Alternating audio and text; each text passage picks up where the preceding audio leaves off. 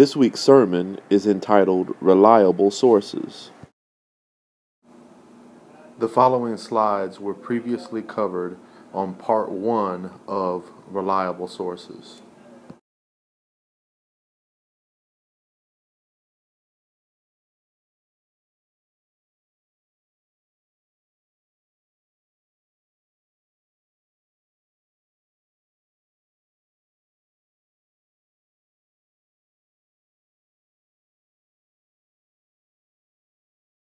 The next slide.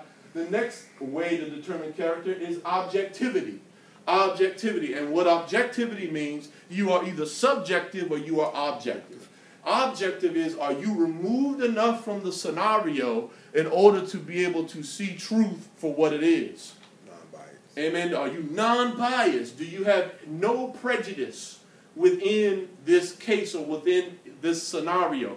For instance, the police officers, once you get all this pressure upon them in the Trayvon Martin case, there is pressure now put upon them. So you could say that maybe they lost a little bit of objectivity because of all the pressure to cover up what initially happened. Amen.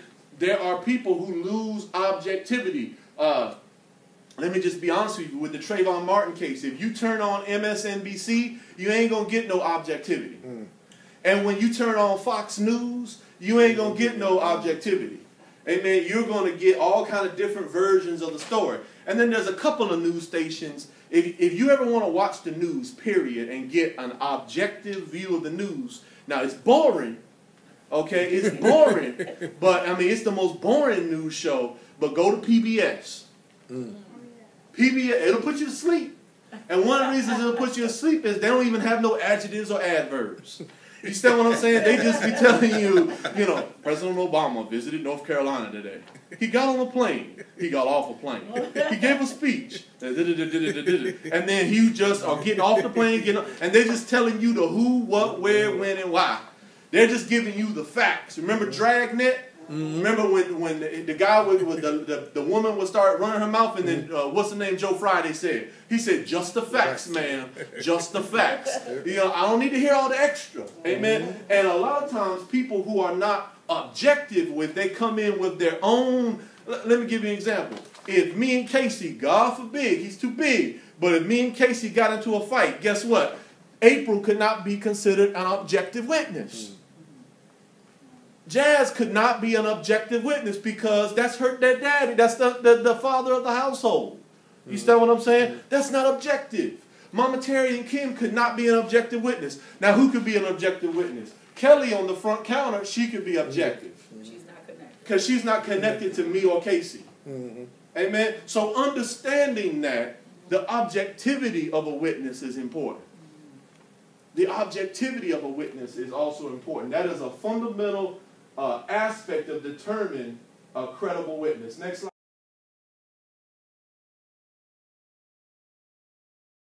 Ms. Kim. And then this is, you know, when you study sermons, you learn stuff about the world that I never knew before. There is another prospect of or dimension of credibility, which is called dynamism. And this dynamism, I put all of these people, I put Harry Truman, because they used to say, give them blank Harry, give them heck Harry. And Harry Truman is known as one of the most blunt presidents that have ever existed. He didn't have any flowery speeches. He didn't do anything. He just would speak very bluntly. Amen. As an example, he was also one of the most unpopular presidents. But he also made very tough decisions that when he left office, he was more unpopular than George W. Bush. Okay, so that shows you how unpopular he was. But 10 years later, people look back at his decisions and was like, wow, he's one of our greatest presidents. Because he had dynamism where he would speak in very short, declarative sentences. He would go and he didn't have a lot of flower. He would just get straight to the point and speak truth. Amen. Now, this is one of the few Republicans that I like. Amen. There are few Republicans I like. Chris Christie. Amen. I just call him Chris Crispy. Because he's a little bigger than me. Amen. And he's the governor of New Jersey. Okay. And he's known to be a straight shooter. And this lady came in and tried to attack him in the press conference, not physically, but verbally. Right. And then he just set her straight. Most politicians would start dancing and like, oh, I'm sorry, you're offended, man. And then he basically said, shut up. So don't get me wrong, I don't agree with his policies, but I appreciate his style because he kind of gets straight to the point and you know what he like and what he don't like, and he just put it out there. Amen. One of the reasons why people like Charles Barkley as a commentator is there's so many commentators that they try to color commentary and they kind of sugarcoat stuff, and Charles Barkley will just go and tell you, he'll tell you things that ain't, now don't get me wrong, Charles Barkley will say some very unchristian things, amen? So I don't agree with it from a Christian standpoint, but I appreciate the honesty. I remember one guy was shooting free throws, and Charles, now this is not Christian, amen? I do not recommend as a disciple of Christ you doing this, but there's this brother shooting free throws, and Charles Barkley, he said, that brother got to be the ugliest brother in the NBA. And he said that it was messed up. It's in my flesh. That's what I was thinking. And then like, goodness gracious. You know what I mean? He couldn't sneak up on a basketball. You see what I'm saying? He couldn't sneak up on a glass of water. Okay? So understanding that, that's not Christian, but it was something that was running through my mind. So what did Charles Barkley do? He spoke truth. Amen. So while everyone else is giving you the spin, amen, Charles Barkley just gave it like it is. Amen. One of the people that encouraged me as a young believer in Jesus Christ, because I couldn't, I was in transition in between my first pastor and my second pastor. There's a man named Charles Stanley. Now, sometimes Charles Stanley, I'm just being honest with you, and I'm sorry, Dr. Stanley, if you ever see this, and I doubt you will, but I'm sorry. Sometimes Charles Stanley can be like watching paint dry. Amen. Sometimes Charles Stanley can preach, it's just like watching paint dry. But at the same time, Charles Stanley, he has this ability where he doesn't put any sugar in it. He doesn't tell any colorful stories. He doesn't do anything. He just tells you the straight Bible truth. Amen. Except for two issues that I disagree with him on. But, he just tells as he knows it, the straight Bible truth. Amen. Very declarative, just puts it out there like it is.